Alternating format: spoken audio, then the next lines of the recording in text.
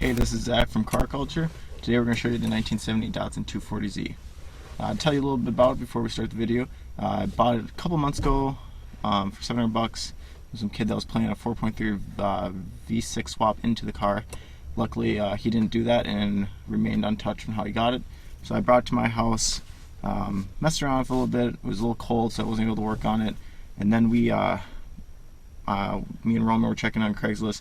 Found a really nice, I believe it was a 71 240Z, just flawless. I needed money at the time, so I sold it to Roman.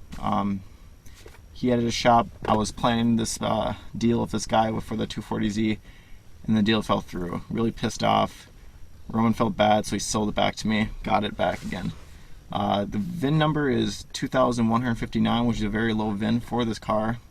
But that's not the only thing about the car, and here we'll show you something about it.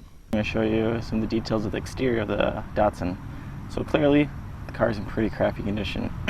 Originally, this car was orange, kind of looking at that bright orange from the 70. I'm not sure exactly what color it would be, but it was repainted black sometime in its future, very, very poorly.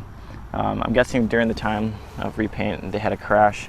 So as you can tell, there's a shitload of Bond right here from a crash. So the hood must have had a front end damaged, which caused the repaint, but it's pretty crappy paint, chipping everywhere, clear coat peeling, but that's pretty easily repairable.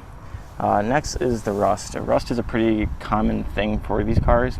As you can see right here, some surface rust, which isn't that big of a deal, but once it starts bubbling, it gets a little worse. And then in here, you can see that there is structural damage in the panels. Inside the skirt, there's some rust inside, which is caused by salt, because we live in Minnesota and that's what they use to de-ice the roads. Other than that, replaceable panel, surface rust here, which is a replaceable panel. But what's getting more expensive is once the rocker panels start chipping out, that's connected to the body. It'll need to be rewelded in or something like that. Tires are weather cracked from sitting outside for probably 8 years, but has the mag rims, which is pretty sweet. Other than that, the body's very clean, not very many dents. The only dent that is very noticeable is this front left or front right quarter fender has a dent in there, but that is a replaceable panel, and I know they do make them. Interior is in pretty rough shape. Door panels are cut away and weather cracked. Seats are just absolutely destroyed. But here's one of the worst problems: is the floors. The floor has a hole in it. This, you could get replaceable parts, but this is kind of a cutaway and weld job, which is a little bit more difficult. Dash is cracked. Speedometer or tachometer doesn't really work because it's at 4,000, so I'll have to reconnect to that. But the vinyl is actually in pretty good shape. You can see the vinyl back here too. It's pretty nice. The roof liner is pretty nice too for the rest of the condition of the car. But lots of corrosion on the metal parts. Rust inside there. Plastics are kind of cracked and faded.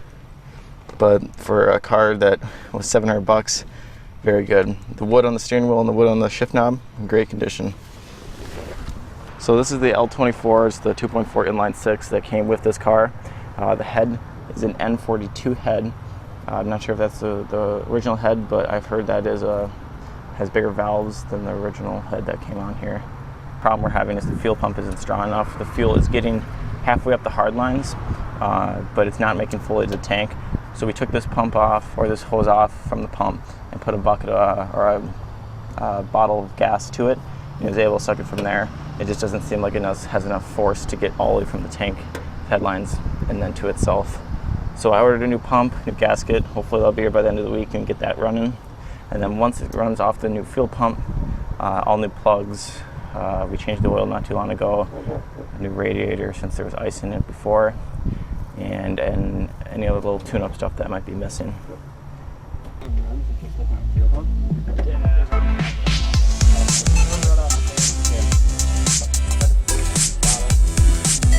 Rock that made a